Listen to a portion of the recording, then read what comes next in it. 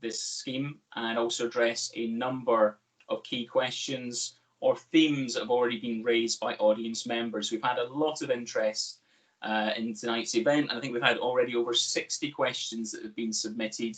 So what we've tried to do is group those into some common themes that we can answer and take people through this evening. You will have also received in your invite tonight a link to the Slido app, and you can use this during tonight's event to make any comments about what's being said or to capture some new questions that you might have. We have our event administrator, Ben Adams, who's going to be doing his best to flag any new questions to me throughout this evening. And I'm going to hand to Ben for just a minute to explain a little bit more about Slido and how that works. So Ben, over to you. Great, thanks Fraser. Hi, my name is Ben Adams. So just to give you a bit of background on Slido, it's an app where you can post comments and questions during the session. And what we're doing is we're using it as an opportunity for you to give instant feedback on what you're hearing tonight. We'll use those comments. Some of them we'll hopefully be able to answer during the session. We might not be able to answer all the questions, but we'll hold on to all of that information, and it will inform the process going forward and our sort of consultation and engagement on the scheme itself. The instructions for Slido are on the bottom of the email that you've received to log on to this tonight. In short, if you just log on to the Slido website and type in the letters G2, the digit 2 and W, you can get into the Slido as a participant and ask a question. If you want to upvote a question that's already there, that will raise it to the top of the list, and we'll be able to see which are the most popular comments and questions, and we can sort those accordingly. Also, as Fraser mentioned, there is a bit of a limit of about 100 people for Slido. So if we do get a couple more on that, one or two of you may not be able to get onto the app. There may be issues. If that's the case, you can always give your feedback on TfL's Street Space website. So if you Google TfL Street Space, there's a survey to give feedback on all the street space issues, and that will get back to us as well. I'll hand over back to Fraser to take us forward. Thank you. Thanks, Ben, for that, and thanks for making that clear. And I can see already quite a few points and comments coming through on Slido, so that's obviously landed well with people. So tonight, I'm really going to make sure that we are running to time tonight. There is a lot to get through. It is a packed agenda, and we have a number of people who will be able to take us through each of those particular themes. As Ben said, if there's anything that's talked about tonight, either from audience participation or on Slido, we will make sure that those are captured and we get answers back out on the Street Space website. So the agenda for this evening, the topics that we have packaged up for this evening is to talk about the case for change for why the scheme is needed. We're going to talk a bit more about the monitoring and traffic and environmental impacts of the scheme. Emergency services and any impacts on emergency services is always a common theme on Street Space, so we'll be talking about that. Also, impacts on people with disabilities. And also an area close to my heart as well is engagement and consultation, because I'm also TfL's consultation lead. So Andrew and the team will be talking about engagement and consultation as we move forward. Then we'll be talking about future work and how suggestions for changes to the scheme can be made. And also we'll wrap up with a point around the construction of the scheme as well. So 7 key topics to run through this evening. During each agenda item, it's only going to be the panel that you'll be able to hear. We're going to be keeping everybody else's microphones off. And once the panel member has gone through and made their points around each of the agenda items, we're going to then invite the audience to be able to make comments back on what's being said. So hopefully most of you will have had some experience of using MS Teams. If not, you can find a little icon on your screen it looks like a hand. That's the way to raise your hand. And when we get to the point after each of the points has been run through by the team member, if you can raise your hand, and we will try and get as many of you to share your thoughts on what has been said. At that point, we'll turn your camera and your microphone on. And what I would ask, because there's obviously a lot of people who want to get their points across, if you can make your point politely and succinctly, that would be fantastic, because it helps us hear as many voices as possible.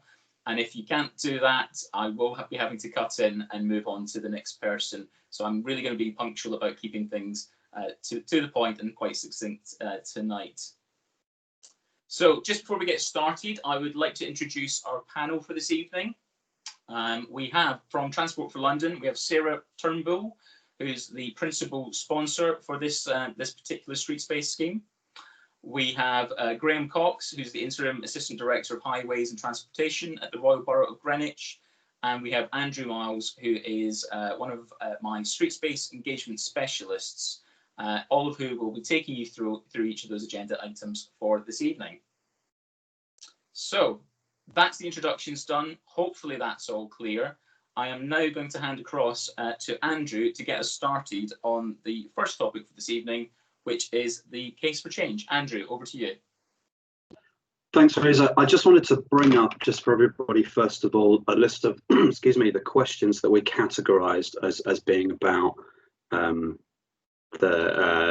case for the change. Let me, if I can bring it up on screen now.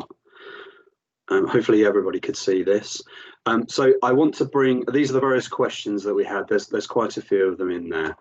So the starting point is May this year. If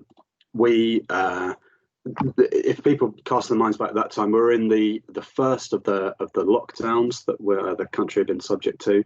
At that point, people were, if you like, taking their pleasure where they could find it. And for most people, that was pretty much restricted to having a walk or a cycle. Walking and cycling became very important to people. The Department for Transport at that point wrote to every authority across the country to make a few things very clear. What they said, in essence, was that the benefits of the lockdown, for all of the restrictions that it placed on people's freedom of movement, there were some benefits to it. People were being more active, and there's big links between a person being active and their health and their mental health as well. The NHS were reporting at the time that they were seeing links between a person's physical fitness and their ability to withstand some of the worst effects of the coronavirus. Congestion across the country, but in London in particular, was reduced significantly. Our environment improved. There was less pressure on our neighbourhoods from traffic. Casualties from collisions went down as well. And the Department for Transport, in reflecting on all of those benefits, made clear to every authority that there was a danger that there would be lost if, once the lockdown had finished and people began to travel once more, people were to switch their travel from public transport modes to the car. You see, social distancing requirements are in place on public transport still, and for the foreseeable future as well. And if there were not some other means for people to travel, then the big danger was that there would be a big increase in trips by car, which would be unsustainable. It would disrupt the emergency services and other essential users like the freight and people who have disabilities and need to have a vehicle to travel. It would be disrupted to the bus network as well. And the Street Space programme is TfL's response to that challenge. That challenge being, how do you account for trips that were being made on buses and been on trains, but now can't be made in that way because of social distancing effects? And Sarah might want to jump in on that point as well about the particular case for this particular scheme.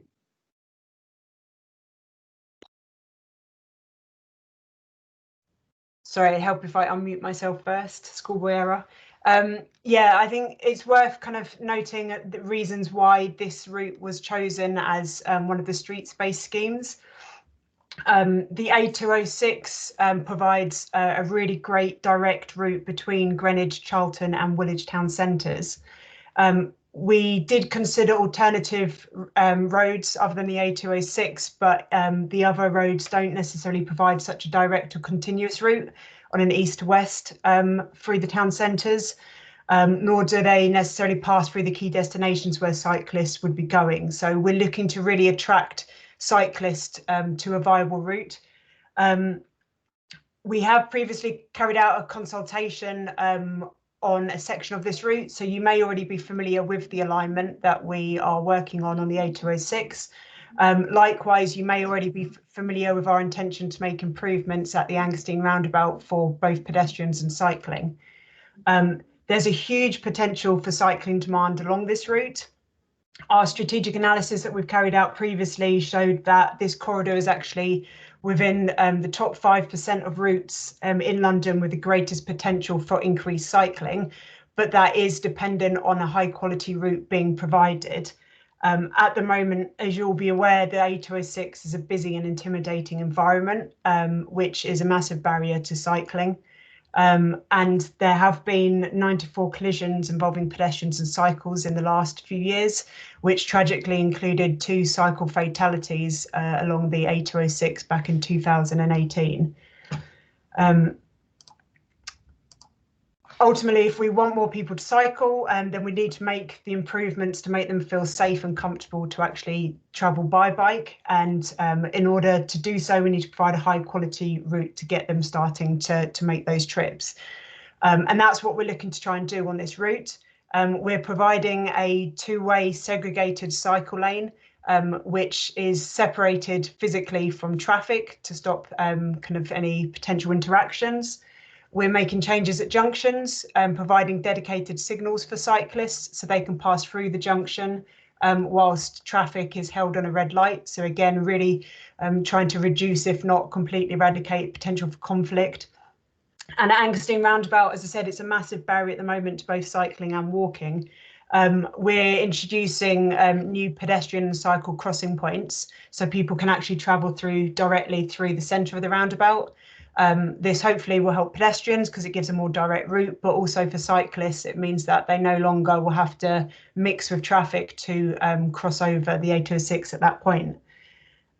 It's a temporary scheme that we're introducing using temporary materials, and it's being built under temporary traffic orders. So we'll be in place for up to 18 months before we decide what to do next. That temporary scheme will extend as far as Anchor and Hope Junction in Charlton. To the east of that, we've provided new bus lanes.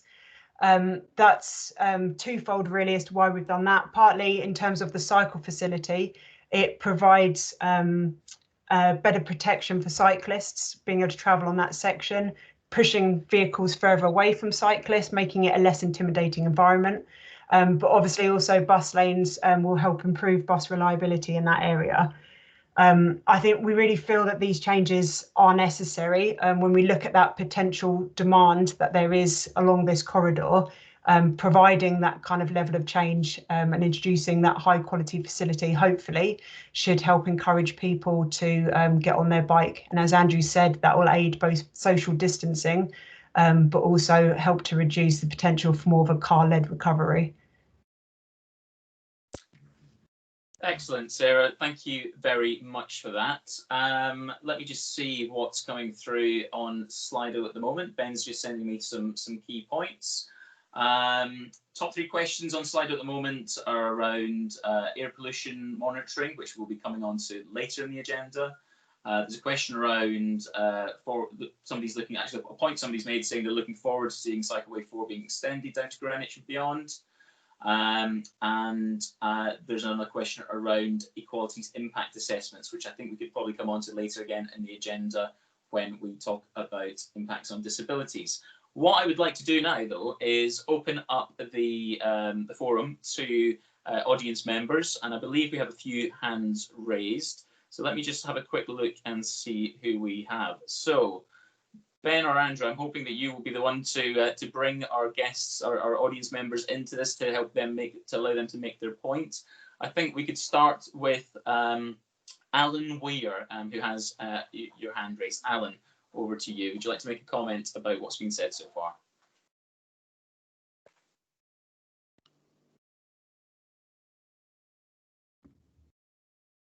Alan, so it's Ben here. You might just have to unmute yourself. I don't seem to be able to unmute you from here at the moment. So if you're able to unmute yourself, do try. Hi. Yeah. Sorry, it's Fee, not Alan. I did send a couple of questions in about the air pollution, so I hadn't realised I had a hand raised. So we'll be coming on to the monitoring and impacts on air pollution just in the next section. So Right, so I'll stand back, thanks. no worries, thank you for that. We'll go to the next hand that's raised. Let's have a look. Richard, I don't have a surname, but Richard, you have your hand raised.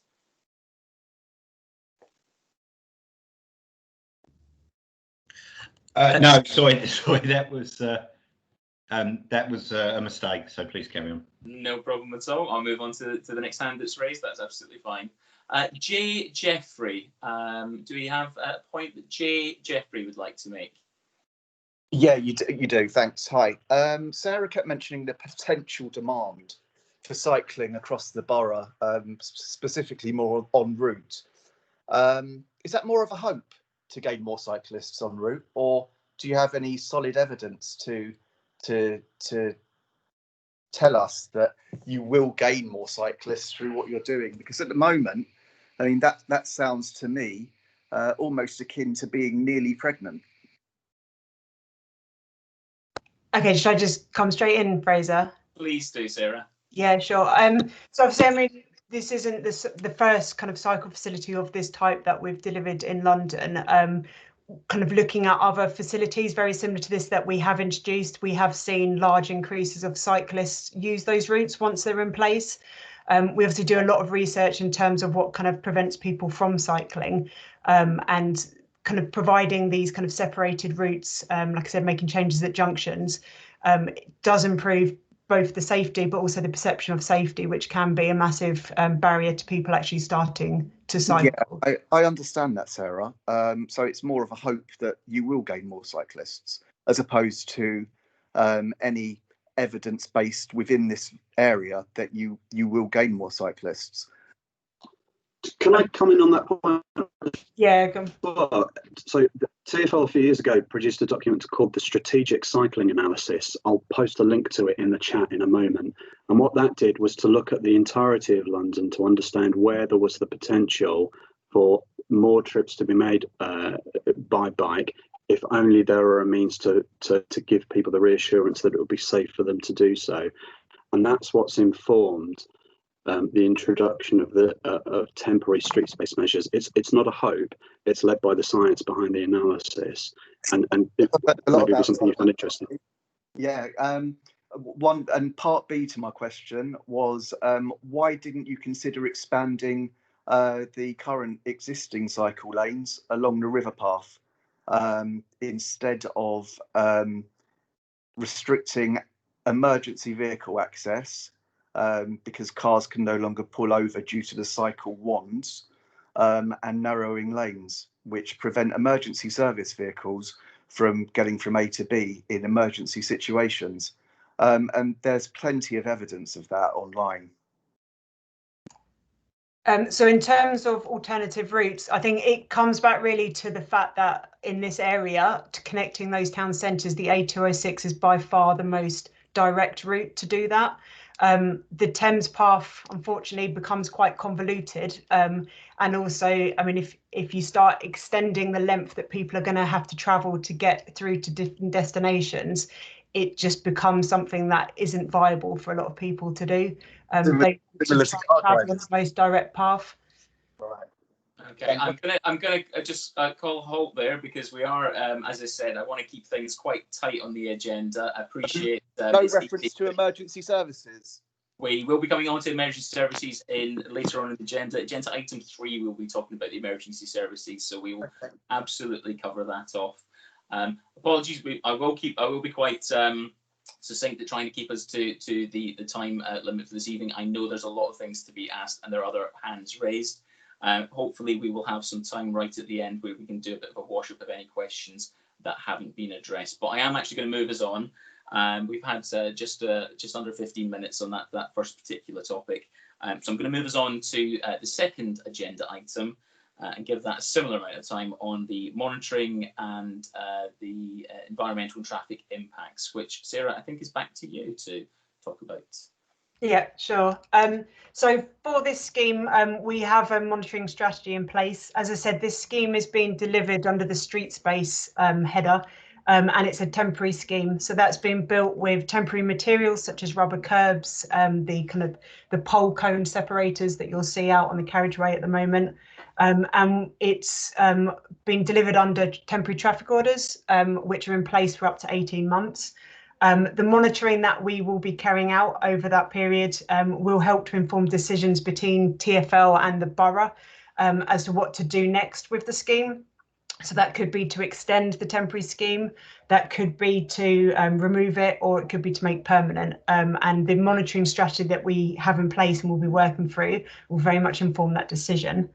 The kind of things that we're looking to monitor include things such as collisions and road danger, traffic movement, access and inclusion, bus journey times, walking and cycling numbers and flows, and also the satisfaction in using the cycle track. So we do something called an intercept survey, where we actually ask people questions in the area and people using the cycle track, how they're experiencing that.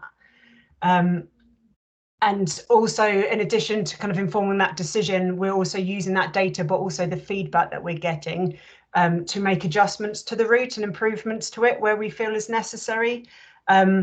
This has happened already on the route for the first phase that we've been building. We had discussions and obviously got a lot of feedback already.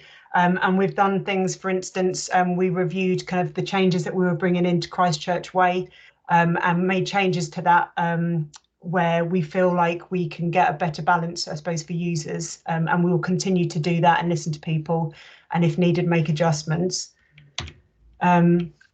Moving on to the traffic impact. So people have asked various different things online already, including kind of the impact that we're having on traffic flow, congestion and pollution, and if we'll be making any changes.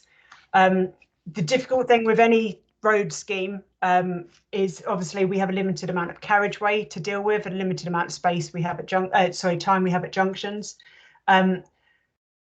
We're reallocating road space in order to create this high quality route. So we needed to provide dedicated space for cycling. And likewise at junctions, making changes at the junctions, we're reallocating time to cyclists so they can actually pass through those junctions. Inevitably, any change will have an impact on traffic flow, but our traffic engineers have been involved throughout the design process to try and minimise that as best as possible.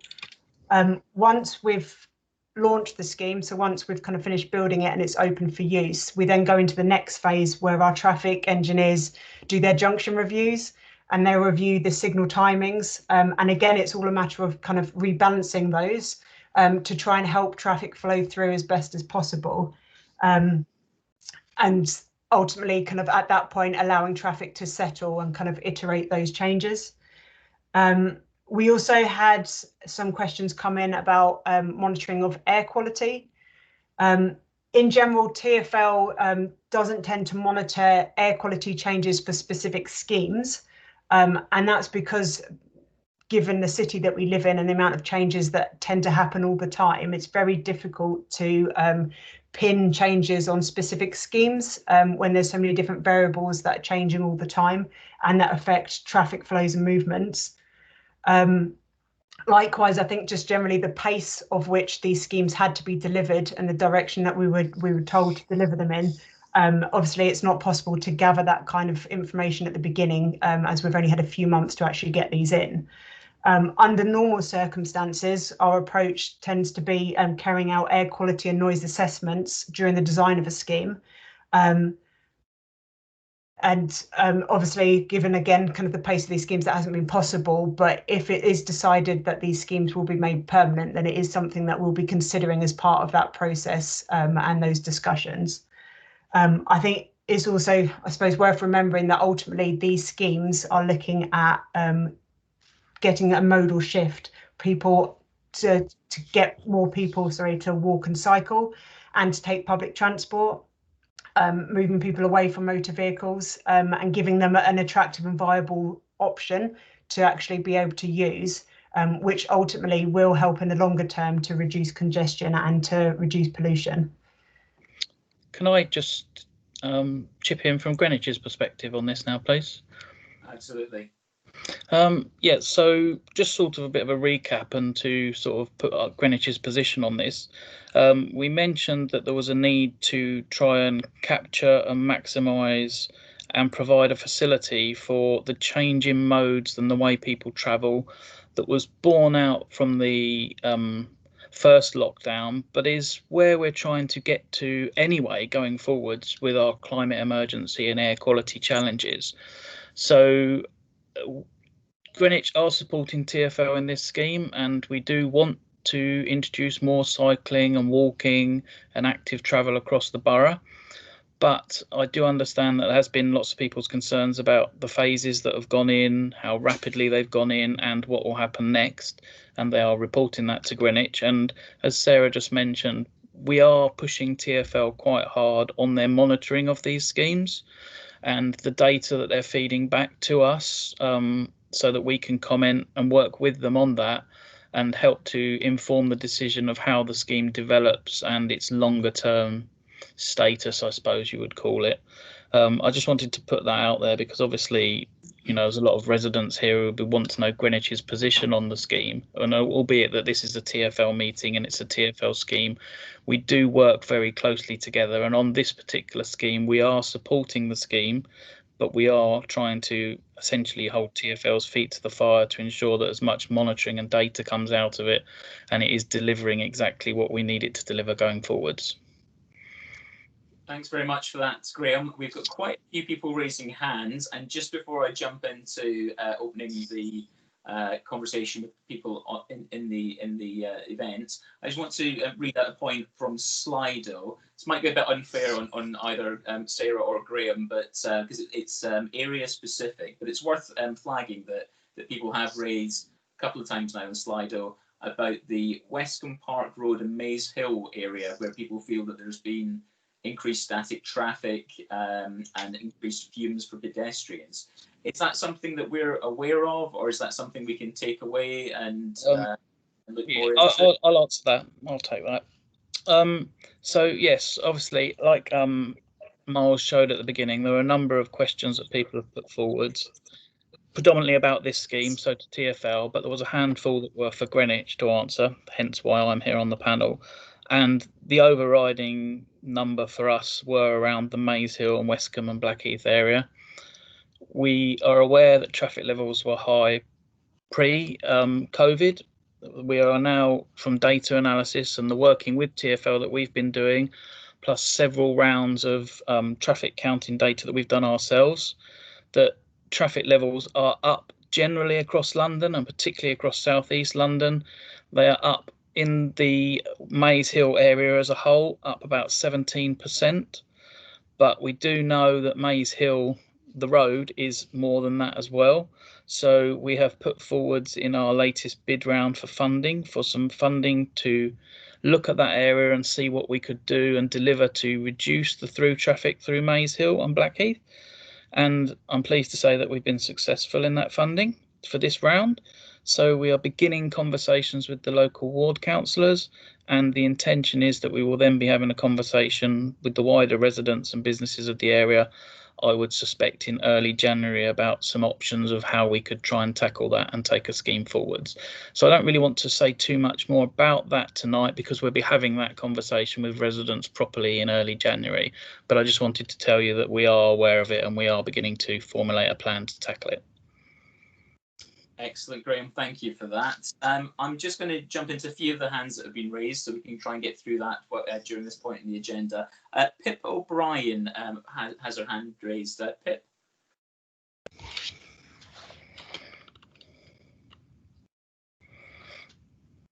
Have we got you there, Pip?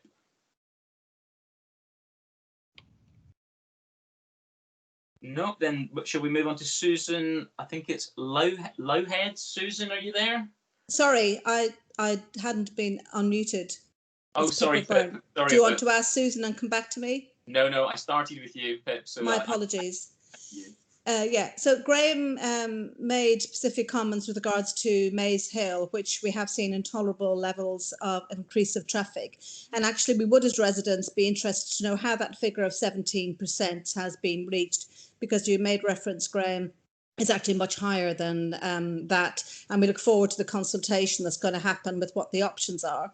But what we aren't seeing here is any really visible evidence of the monitoring that's been mentioned that's being done, either on Maze Hill or on Trafalgar Road.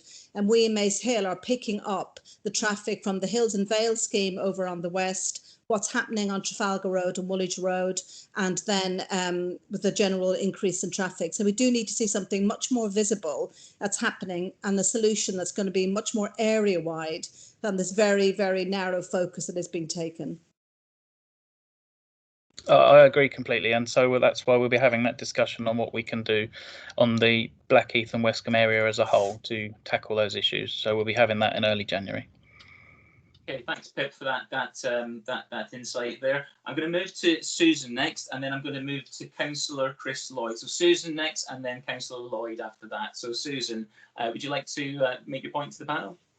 Yes, thanks very much for giving us the opportunity to comment. So a couple of points, some of them raised by the previous person, because there's an element of disingenuity in this, because both schemes were being planned for the previous 2 years, both the cycle scheme and in Greenwich, blocking off the access from West Greenwich up to the Heath. And that's, of course, then shifted traffic, not only onto Maze Hill, but also onto Bamburgh Hill.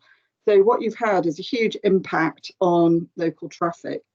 So what I don't understand is why you can't take a holistic approach to the whole area. Instead of what we seem to have here is a sequence of incremental changes, both these modal things you mentioned, both roads being blocked and the rest of it, and existing road blockages that happened at the end of Christchurch Way on Tunnel Avenue for probably 20 years ago never seem to come in the frame. So we sort of end up with something incremental that's never actually solved some of the fundamental problems. I live on Christchurch Way. I actually think we will have a traffic accident with your two-way cycle lane that you've put at the end of the lane, at the end of the road. I don't quite know how that is going to be resolved. And my third point is to do with monitoring. I don't have confidence that you're going to set up a really robust monitoring system, given that you've implemented this without consultation and now on a sort of back of the envelope doing constant updates, which is not at all a way to spend money and implement a project. And you haven't actually been able to say how many people you actually think, based on evidence to date, are actually going to use bicycles. I think it's gone down in the winter. I think you'll find the bicycle levies will just continue, and they're still on the pavement, by the way, but generally there aren't that many cyclists using the road. Thank you for those points. Sarah, is there any, have you got any immediate response to that before we come on to Councillor Lloyd? Yeah, I suppose particularly picking up on that last point, I think it's very difficult at the moment because the cycle track hasn't been opened yet.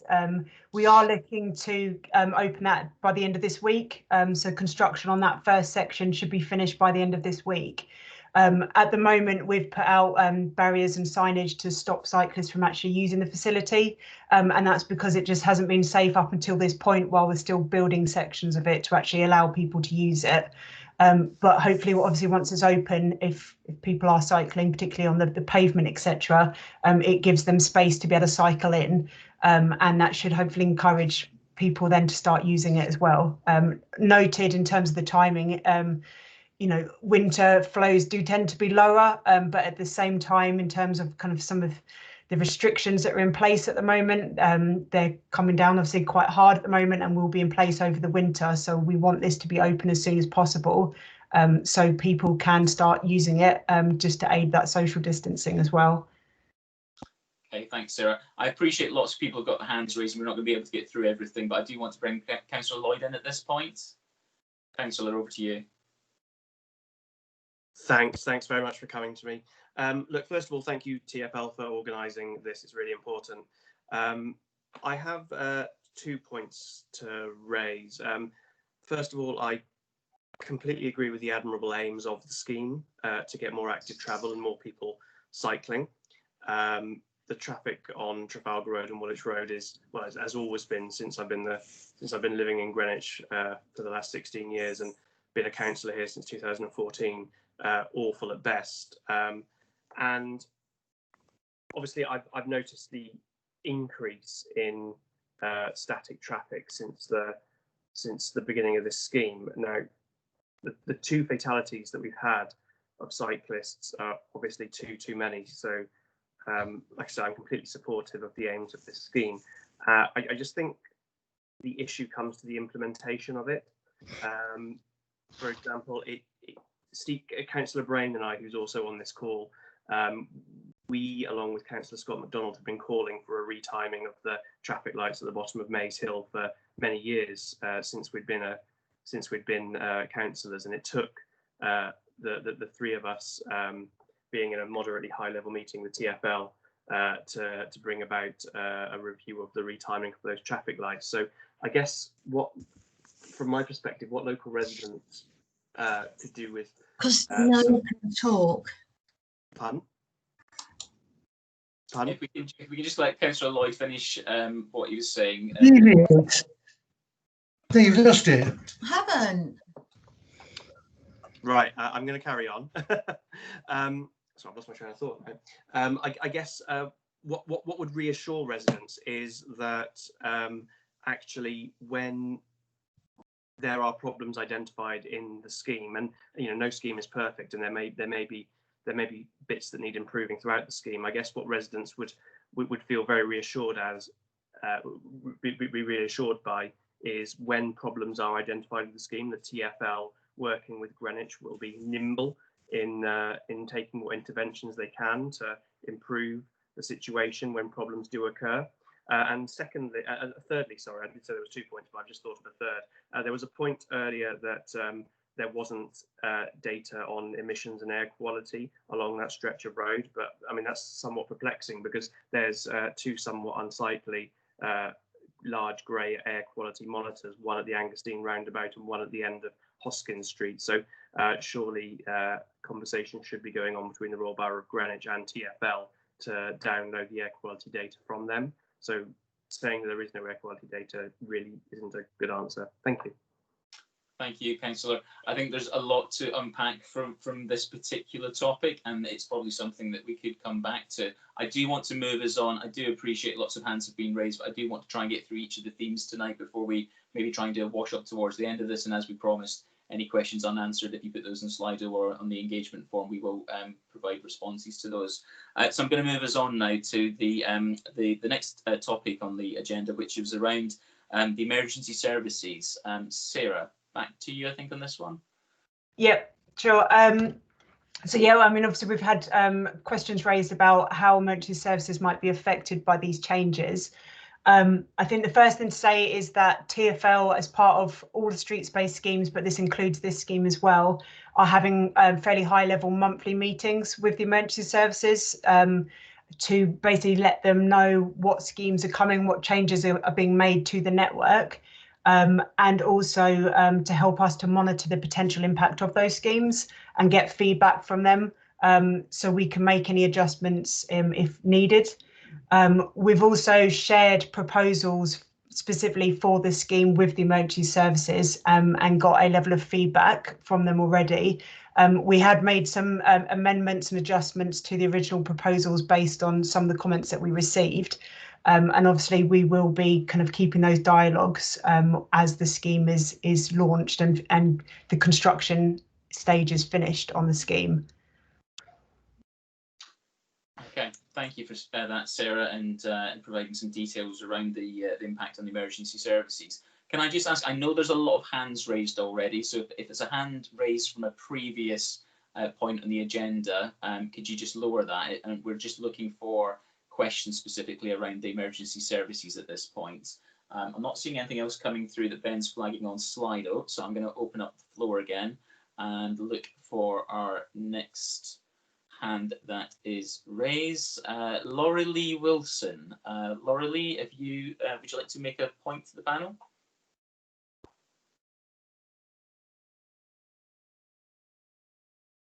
Hopefully somebody will be taking you off mute. Ben, are we able to do that? I can see Laurie Lee. I can't see her. Unfortunately, I'm unable to take people off mute. So if everybody could just unmute themselves when asked, if that's possible, and then mute themselves after they've spoken, that would be great. Thank you. Okay. Okay. Thank you for that. Sorry, slight technological hiccup there. Laurie Wilson here. My main main point is really about, have any consultations taken place or engagement with local businesses based along Trafalgar Road and Woolwich Road with regard to deliveries? As I understand, there's a lot of delivery vehicles that are vital for these small businesses. And with the current, it's just really, that should have, my point is, that should have been planned into any road scheme. Because the nature of the layout of the roads in that particular area is that you've got one main road, which is Trafalgar Road / Woolwich Road, and then you've got a lot of little feeder roads. So you haven't got a convenient back road, as it were, for deliveries, or if they were there, they have been blocked off due to housing developments or cut-offs. So my question to someone in TfL is whether this has been taken into account, because otherwise these small businesses will just die. I hear what you're saying there, and I think that's it's a point to be raised. I'm going to actually just park it for the moment, because we do have our engagement and consultation element of the agenda later on, and we are trying to just tackle any questions specifically around the emergency services. If there aren't specific questions in emergency services, we can move on, and then we will obviously have more time for that point you've raised on business engagement. But I'm gonna park that right now and make a note to come back to that when we get onto the engagement and consultation section. But I would like to just keep to the format of the agenda. I'm sorry for that. I'm going to move on to Adam. Adam, you have your hand raised, and is that a question around emergency services?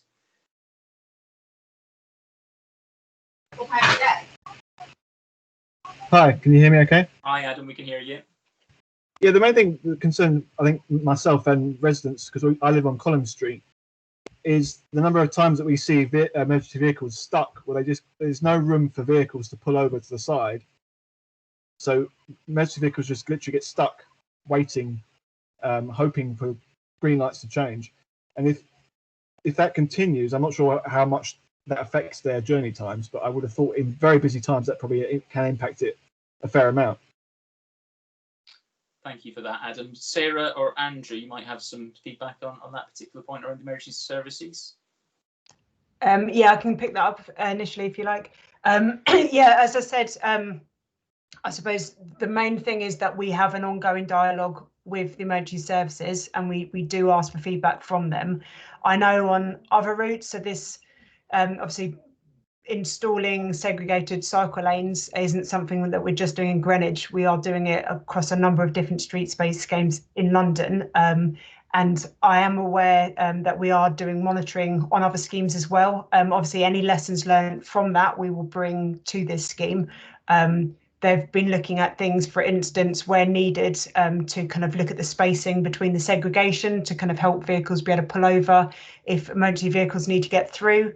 And all of that will be fed into us as well. So if required, we can have a look to make adjustments as well. But I think it's just important to just say that we are having ongoing discussions with the emergency services. And obviously, if there are issues that are raised, then we will look to work with them to try and resolve those. We have to come back to, if I just add to that, to the purpose of the street space programme as a whole. I explained when I spoke at the beginning of the session that street space is, if you like, about filling a gap that exists on the public transport network because of the effect that social distancing is having on the capacity of buses and trains. We have to find a way for people to travel other than by their car, or there would be much more congestion than there would otherwise be. And that congestion would delay the emergency services to a much greater extent. We also have to think about the health and the mental well-being effects that activity has. I'll post it in the chat, but a very large number of health professionals has written to the mayor very recently to endorse and support the street space programme, make clear how important it is from a public health perspective that people are encouraged and enabled to walk and cycle more often and protected when they do so. One of the councillors, I think it was Councillor Lloyd, talked about the two fatal accidents that happened at Angus as being too many, and that's absolutely the case. It's dreadful that in a society as modern as ours, people are being killed in collisions, and a big part of street space is about preventing that. It's about addressing the factors that cause collisions and stopping them from happening again. Thank you for that, Andrew. I'm just seeing in the chat and on Slido, there's a few streets, Sarah, where people are raising particular concerns about narrowness and ability for vehicles to travel down them, seeing vehicles going the wrong way up them.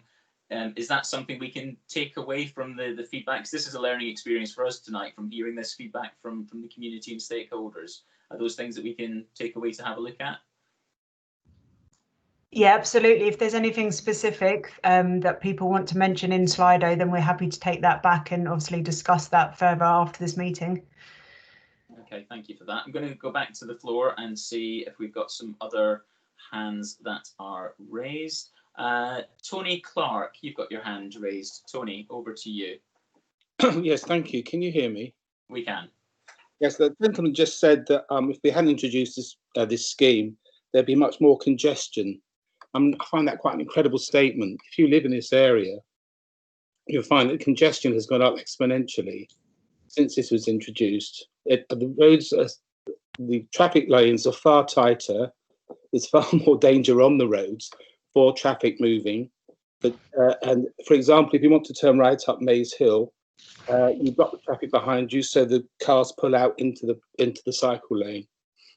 So my question would be, given that the congestion is absolutely appalling, and I've lived here for 30 years and I've never known it so bad, given that the quality of air pollution is far worse than it used to be, what criteria will TfL use, and what will it be to say that this scheme has failed and it has to be rescinded?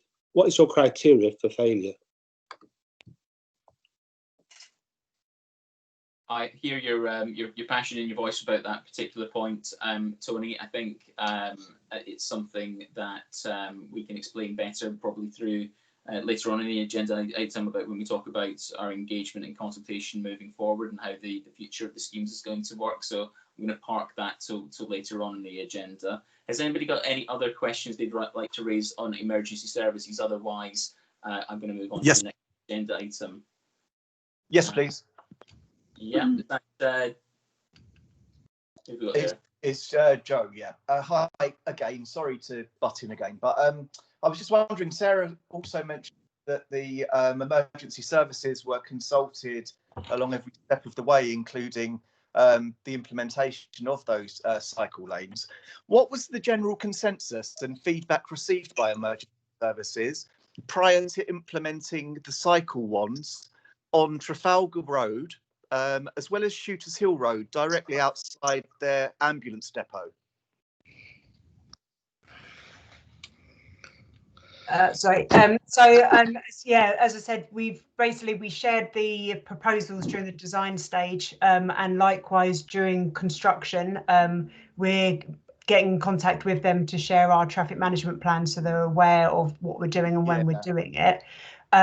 We had comments at the time about particularly about the traffic restrictions, where we were making no entry turns, and for instance the A102 slip road closure. So we've made some adjustments to those to ensure that they can move through. In terms of the segregation being put in, as I said, that's kind of an ongoing discussion that we're having with them. That's really kind of, I suppose, part of the main criteria for these monthly meetings, to ensure that any restrictions that we're bringing to the carriageway, that we're managing those as best as possible. And where we can, if there are issues that come up, then we're adjusting those as needed. Sorry, my question actually was, what was it prior to implementing them? Because you said that you'd consulted with them along every step of the way. I was just wondering what the general consensus was for the implementation of the ones outside their ambulance depot on Shooters Hill Road, as well as along Trafalgar Road, prior to you installing them. What was the feedback received when you consulted? Shall we pick that up separately? I wonder if that might be it's because it's a point of detail. We can pick it up by email. I think there's something I wanted to add to what Sarah says, and that's about the rationale behind some of the specific changes. How can I pick this up by email? We will email you. Okay. We'll take you, if you can put your details into the Slido or chat, we will follow that up afterwards. It's a very detailed, very specific question, so we will absolutely take a action to come back on that particular point. Andrew, you wanted just to round something off there on Sarah's points? Yeah, so I'm going to share something in the chat as well, because there's a rationale for every single one of the changes that we've introduced. So when we ban a turn, for example, it's because across London there are a large number of collisions involving cyclists that happen at junctions, that happen when traffic turns left across the path of a cyclist or right into the path of a cyclist. So there's a necessity for all of this, which actually supports the work that the emergency services do. If you take an ambulance crew, a police officer, an officer from the fire brigade, not a single one of them would want to attend a collision in which somebody had been seriously injured or God forbid, killed. And that's the point of a lot of what we're doing. There is an accident risk to people, and we're addressing it through these changes. Okay, thank you for that, Andrew. I'm going to move us on to the next item on the agenda. Could I just remind people that as we get to opening up to the floor, if you can just wait for myself to call you in, and just to keep your points distinct. I do appreciate there's a lot of impassioned voices on this evening's webinar, so we will try to do our best to get around everyone as much as possible. So the next item on the agenda is on impacts on disabled people with disabilities. Sarah, can I hand that one to you? Yeah, sure. Yeah, so as you said, we've had comments come up about what the potential impact might be on different equality groups and disabled people. The first thing to note, I suppose, again, with all these street space schemes and all schemes that TfL carry out, but including this scheme as well, we carry out an equalities impact assessment as part of the design phase. And that's looking to, I suppose, consider as part of that design phase what the changes might have an effect on the different user groups. This is then shared with the Mayor's Independent Disability Advisory Group, who review those likely changes and provide recommendations to us. The scheme, what we've been trying to do as part of the scheme, we've ensured that all of the bus stops that we're impacting remain fully accessible. So ensuring that the bus stop islands are of the right curb height and the right width to be able to still deploy an accessibility ramp from the buses. We've made sure that we retain the pedestrian refuge islands along the A206, which have been repositioned, but as best we can, we try and keep those in the same location they are at the moment. We have had questions, and I know it came up on slide as well, so I'll just cover it now. The refuge islands we've currently put down as water-filled barriers, and I know we have had quite a bit of feedback about that people aren't happy with those being used as kind of the refuge islands. So we are now looking to go back and replace those with rubber curbs, because I'm aware that those barriers have been moved on occasions. We're also, the two-way track, because of the width of it, is also suitable for accessible bikes to be able to use the facility. Putting down the segregation poles, unfortunately, it does have an impact on taxi setup, taxi pick up and drop off, and the ramp that accessible taxis do use. We've tried to minimise that as best as possible. I mean, at the beginning of the scheme, we were considering having a cycle lane on either side of the road, but that would have required those segregation poles to affect both sides of the carriageway. So it would affect the parking, the taxi drop off and the bus stops on both sides. So one of the benefits of the design that we've got with the two-way track, it keeps it on the northern curb, so it limits that impact. But those accessible taxis, if they need the curbside, will have to use side roads or bus stops in order to make those pick up or collect set downs. And on balance, I think as part of the scheme, we've, as I said, tried to minimise the impact as best as possible through the design. But it is felt that the significant safety benefits that the scheme can provide to cyclists does outweigh kind of the any negative impacts that they might bring. Okay, thank you, Sarah. I can see a few comments coming through on Slido already. There was somebody saying that they didn't feel that people were on here who could speak up for them, and perhaps that's an opportunity now to open it to the floor to hear for people who have particular views around the disability agenda when it comes to this particular scheme. Lynn Gilchrist. Lynn, would you like to share your views with the panel? Sorry, I was actually still had my hand up from emergency services, and I've made my comment in the chat. I just feel that a lot of the discussion is about generalizations and platitudes, and I wonder how many of the team who are working on this scheme actually have seen what's going on here in the borough, because it's an absolute disaster. I'm sorry, I'm trying to be polite, but day to day it's hard to know how anyone can possibly think this scheme is high quality, as the words keep being used. It's just not, there simply isn't the room on the roads around here. Thank you for your feedback, Lynn. It's I hear the passion in your voice on that particular point. I'm going to open it over to Stephen Brain. Stephen, did you have a question on the disability points that Sarah had just covered off?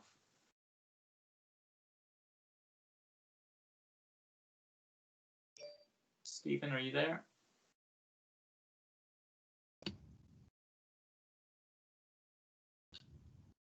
You were there. I could see you a moment ago, Stephen. Are you able to unmute yourself? If not, perhaps we'll try and come back to you later. Diane Marsden. Diane, would you like to make a point? Yep. So, can you hear me? We can. Yeah. So I have many elderly residents that live near me. I actually live on King George Street, which we're closed off and blocked off now with the road closures. I've got numerous neighbours cannot get to supermarkets as they were able to before. They are unable to ride bikes as they're in their 70s and 80s. And they find this scheme, amongst this scheme and the safer neighbourhoods, the road closures, very frightening, because they can't walk to the local Waitrose or to the big Tesco's down in Lewisham. They would like to get in their cars, but they can't because they're sat in a traffic jam for a long time, therefore needing the toilet. And they feel like they've been closed in and their world is getting smaller. This is unfair. Thank you, Diane. Andrew, I know that there's we've heard through other schemes feedback around the disability piece. Is there anything that you've seen so far, been able to look into on this scheme, or from experience on other schemes that you could relate back to Diane on this particular point? I think the point I'd make is, again, it's going to have to be about the purpose of everything that we're doing now. And I think there's possibly the way that TfL has chosen to communicate, but we don't imagine for a second that absolutely every single trip on the network could be made on a bike or in a car. There will absolutely be some trips that have to be made on the road with a vehicle. And the point is that there are a proportion of those trips that are being made by car now that don't have to be made by car. They're quite short in length. And that means that for everybody who has to use a vehicle, for the emergency services, for businesses, and for people such as the lady just explained, their experience of travelling is worse than it otherwise might be. And the answer to that has to be that we find some way to help people to travel other than by their car. There's lots of calls for... I disagree. I disagree. Most people in London know the traffic's bad. I mean, I myself have got a car. I only go out in my car if I need to use the car. I walk if I can. I don't choose to cycle, and I never want to cycle. So that's a choice that I make personally. However, if my journey is to Canary Wharf, I could get the tube, the DLR right now, but actually I won't. Because I'd rather drive, because that means I can bring heavier items back, etc., etc. There are numerous things. Most people in central London do not choose to get in their car for fun. They know that. They're sat in a traffic jam. However, they think about it and then they'll use their car if necessary.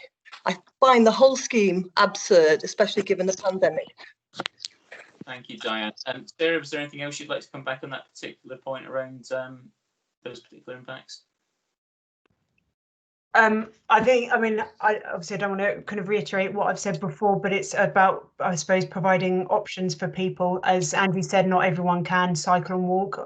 We fully appreciate that, but it's trying to provide something that people have a choice to better use if they want to. And I think, given the social distancing requirements at the moment, not everybody wants to take public transport. Not everyone owns a car, so it gives people a viable alternative to be able to travel in that situation. And I suppose that's what we're trying to help at the moment. Okay, thank you for that, Sarah. I'm going to try and bring Stephen back in. You still got your hand up, Stephen, and I'm hoping you'll be able to fix your microphone. You there, Stephen? Yeah, I hope you can hear me now. Yeah, thank you. Yeah, I'd like to ask a specific, actually, and it does follow on to that last point, which is what was the thinking in withdrawing a sheltered bus stop, a bus stop with a full shelter, from outside of sheltered housing, no pun intended, and a care centre at the end of Kemsing Road, and replacing it with a temporary bus stop with no shelter further up the Woolwich Road. If we're talking about giving people greater options to travel, that again, I would, with the other speaker, I would say it's reduced because elderly people, my elderly ward residents who have emailed me and talked to me on a regular basis have said they feel trapped, and also it's taking so much longer to get there.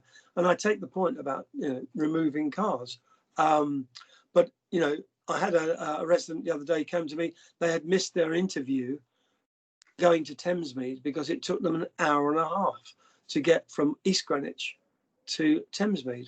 Now this is patently absurd, and I do have very, very strong concerns about data for emergency services. There is no way that, and I've lived around here a long time now, there is no way that you can get the same time of an emergency service vehicle down a single track jammed road. And I saw it on Sunday when I was out having a walk, and you cannot do it. And I'm sorry, I'm a firm believer in data and stats, but I would like to see some hard data that shows me that emergency service vehicles are reaching their destinations, ambulances in particular for more elderly residents. And my elderly neighbour today came and saw me when she came back from Lewisham, and she's 91, and she said, they're trying to make me stay in my house. And it took her an hour, it took her today 55 minutes to go to Lewisham from East Greenwich, and that never did take 55 minutes. And now I'm a great supporter, like my ward colleague Chris, in other means of transport. I have an e-scooter. I know I'm meant to ride it on private roads. Yeah, I'm sure I do. But I mean, there are other ways around, and that's great if you're able to do it. And so that's my input into it. But I think there are some real serious revisions that need to look at this project. Thank you. Thank you for those points. Sarah, just on the point around the sheltered bus stop, Yeah. has it been recognised? Yeah, I think unfortunately this is again a consequence of this being a temporary scheme that's had to come in very quickly. Our kind of general policy with the bus shelters where bus stops have had to be relocated is that they're left in situ, but obviously depending on what happens with the scheme, whether we can make further adjustments at a later point or if the scheme becomes permanent, then we will obviously look to address that. I'm happy for Stephen to provide further details that you want on that one.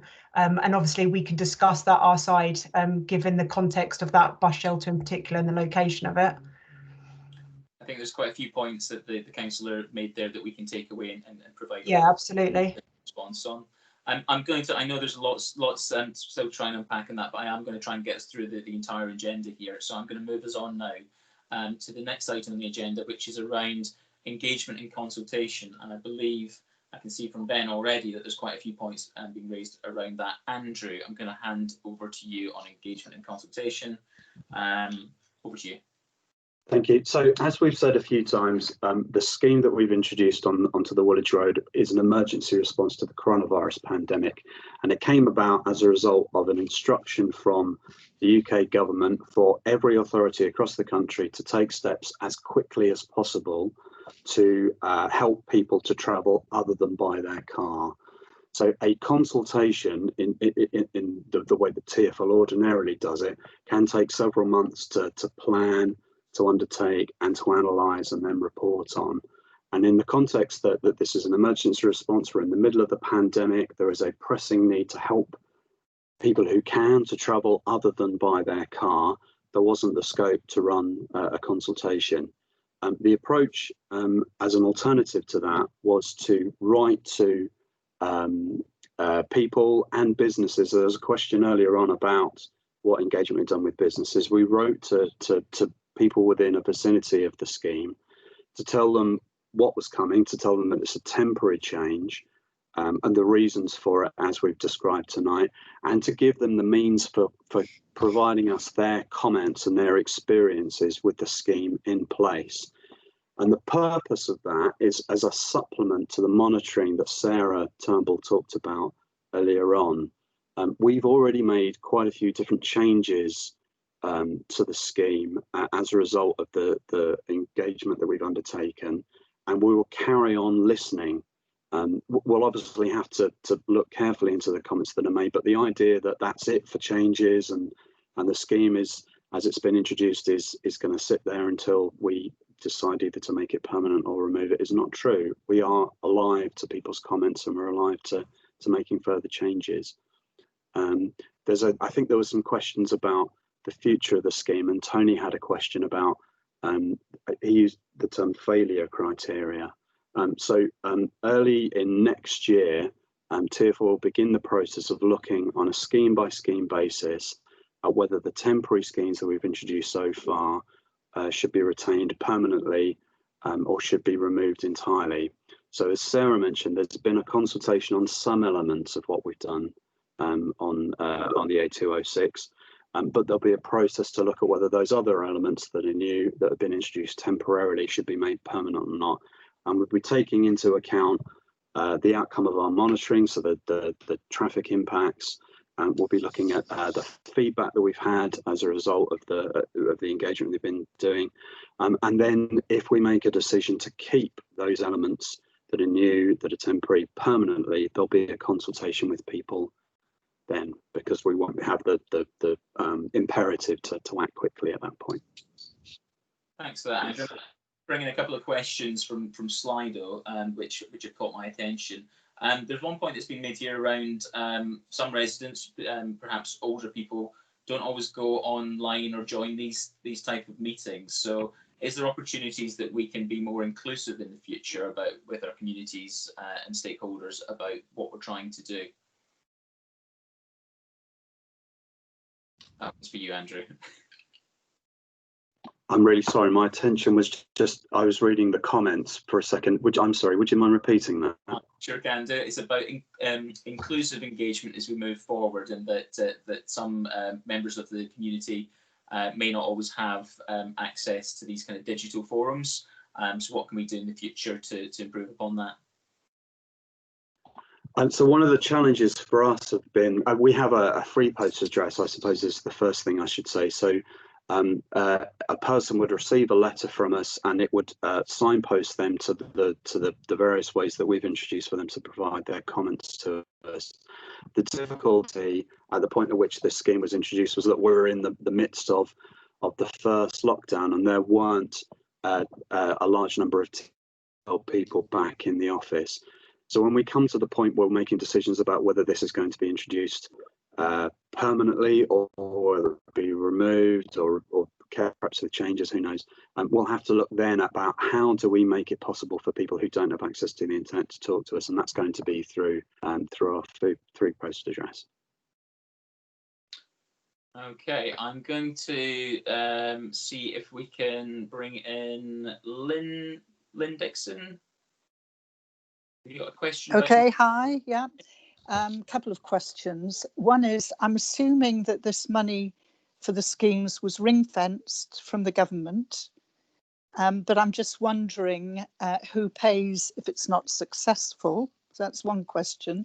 The second question is, no, the two comments really. One is, it really feels as if whoever designed the scheme has no idea about the lived experience in this area.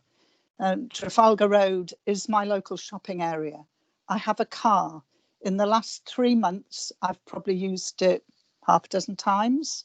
I walk to the shops. I feel less safe and less healthy as a pedestrian going down to those shops. A lot of elderly people use that area, and it feels as if no one from TfL has actually stood in the area and experienced what it's like to the residents.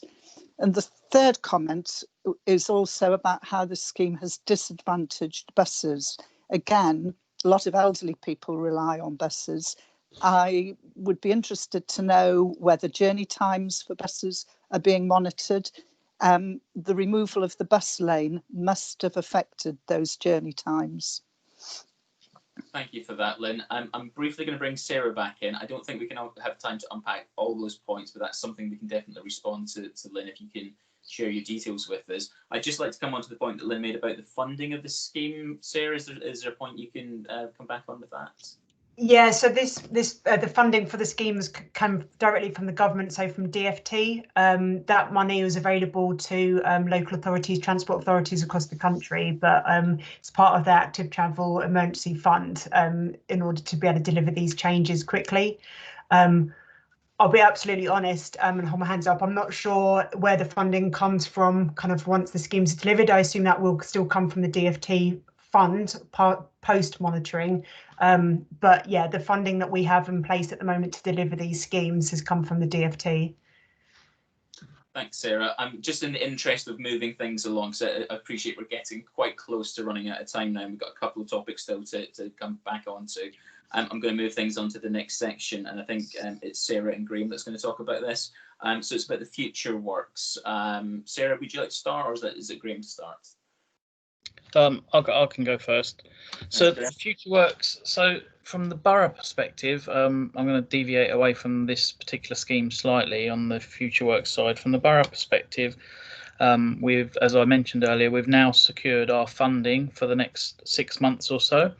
So we are looking at a number of schemes across the borough where different issues have been raised to us, like the Westcombe area and the Maze Hill area.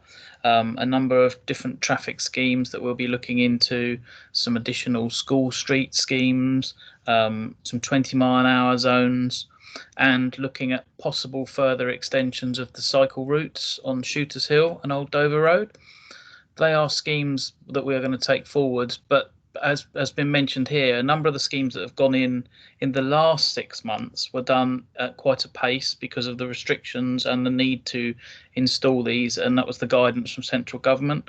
That guidance has changed slightly now, so some of the concerns around what were the consultation processes and what will they look like going forwards.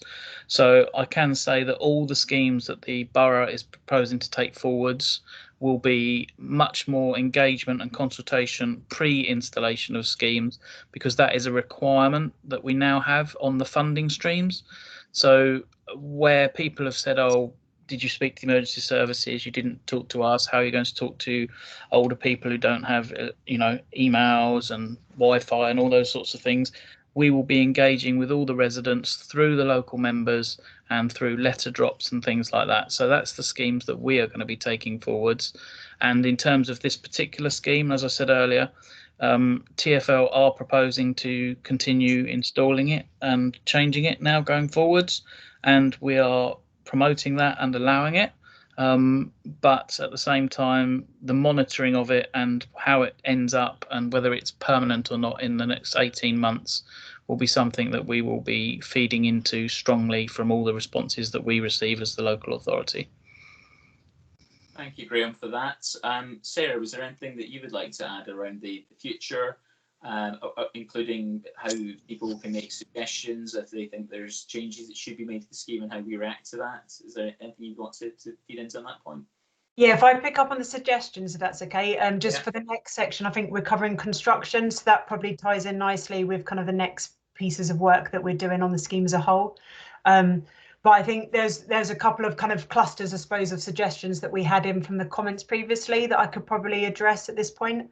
The first one was about the Blackwall Lane junction, and in particular the pedestrian crossing over Trafalgar Road. I know we've had a lot of feedback in about that junction after we built it, and concerns that traffic at the moment is passing through the pedestrian crossing when the Green Man phase appears. It's something that we're aware of. We've been monitoring that very closely. We have made changes to the signal timings at the junction, and we recently made some changes to the lining. We are continuing to monitor that, and if we feel that that issue still persists, then we will make further adjustments, and that could include things like bringing in an internal stop line with a traffic light to ensure that vehicles then don't come through that pedestrian crossing. I think the other thing that kind of came out in the questions in terms of themes, I was looking at parking in the area. I think there's been quite a lot of instances of people parking within the cycle lane at the moment. It's something that we've been discussing with Greenwich. Obviously, it's their highway, so they actually carry out the enforcement of that. So we have been discussing it. I know Greenwich officers have been in touch with at least one business on the area which has been parking its mopeds in the cycle lane. But it's something that we will closely monitor once the scheme is launched. There have been sections where not all of the segregation has gone in yet, just because the scheme is still being under construction. So we're hopeful that once all that is complete, then it will probably discourage people from actually abusing the facility. But just to say, it's something that we're aware of and we'll be closely monitoring once it's open. Thank you, Sarah. I'm just going to check on the raised hands to see who we've got still raising hand. If you haven't got a question on the sort of the future works that Graham's talked about, or the suggested improvements that Sarah's talked about, if you could just lower your hand by just pressing the little icon again.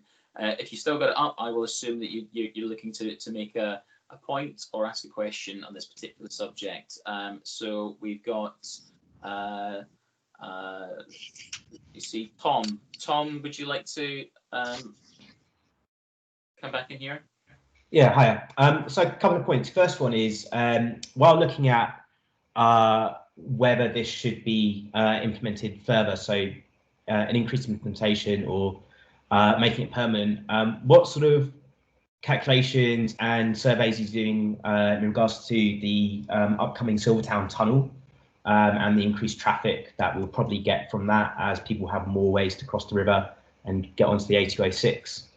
And secondly, the point of sort of getting people onto a bike and getting them across east to west, west to east, I assume this is sort of mainly serving getting people from Woolwich and further east to perhaps central London.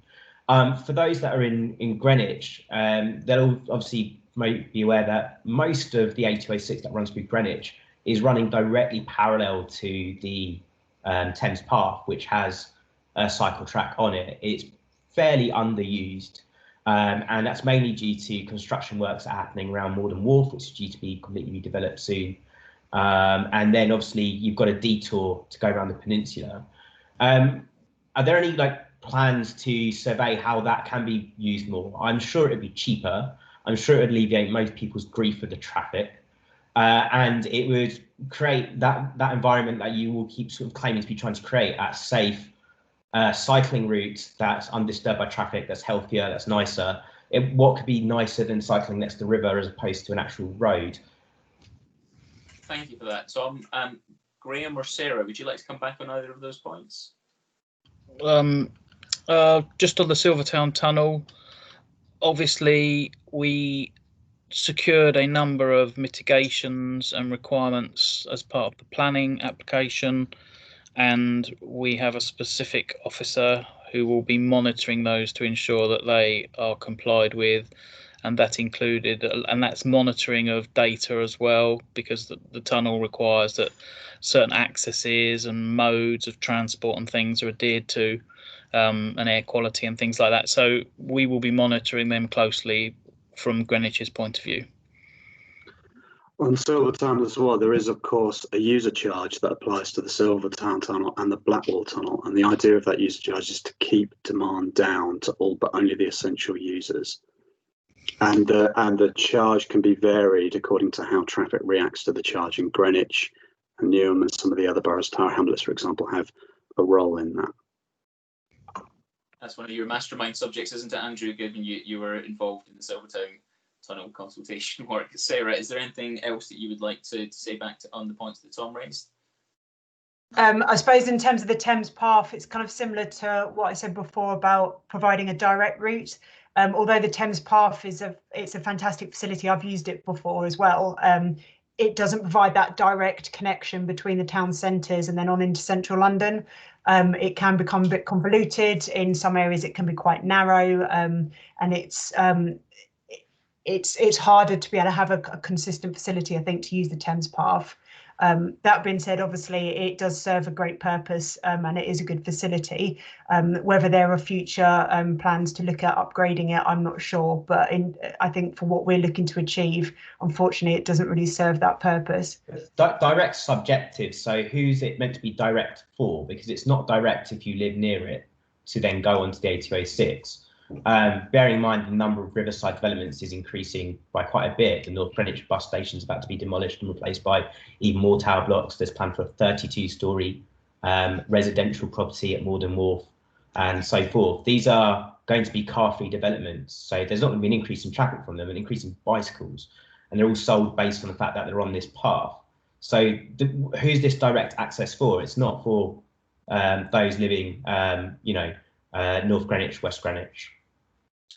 I think, Tom, you're probably going to hate me for this, but I think that's quite a lot for us to unpack, and I'd like Sarah or Andrew to be able to come back in that with a bit more detail for you. And we've got just over 5 minutes left, so if you could provide your contact details, we will look into providing some further information on that particular point. But thank you for sharing that. It's good to hear your perspectives. I'm going to move us on. Like I say, we have just got just over 5 minutes left, and we have got one more final item on the agenda to get through before we wrap things up.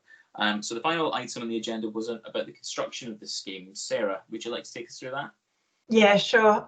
So yeah, the kind of questions that we had relating to construction were, why is construction taking so long? When will the cycle lane be opened? We had some questions about the band turn into Vanbrugh Hill, and when will that be introduced? And also, when will the scheme be extended further to the east? So the initial temporary streetscape scheme, which is essentially kind of phase one of this scheme, the section between Greenwich Town Centre and Angerstein Roundabout, which we've been building up until now, we're looking to open that by the end of this week, so before Christmas. That should be available to use and will come off site. It is unfortunately later than we had hoped, and that's because of a few different reasons. I won't go into all of them, but I suppose the key ones to note are we had some difficulties with the supply of the temporary materials that we're using. As you can imagine, they're in extremely high demand at the moment. A lot of different local and transport authorities are using these to build these types of schemes. And we had difficulties with actual supply coming in when it was due to come in when we were building. And that meant that we weren't able to complete the bus stop bypasses, so the bus stop islands, when we had originally programmed to do so, which had a knock-on impact. Likewise, I suppose, in terms of kind of some of the resources, we still intend to bring in the band right turn on Trafalgar Road into Vanbrugh Hill. We're waiting for the signage for that to come in, but we'll be introducing that as soon as we have that available. We also had some issues with the signal infrastructure on site. A lot of the signal equipment on the A206 is quite old, over 15 years old in some areas.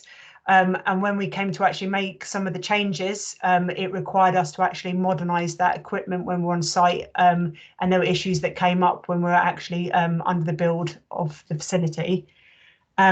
But as I said, we're pretty much there now. We're looking to finish the construction and open the route by the end of this week, so it will be in place ahead of Christmas.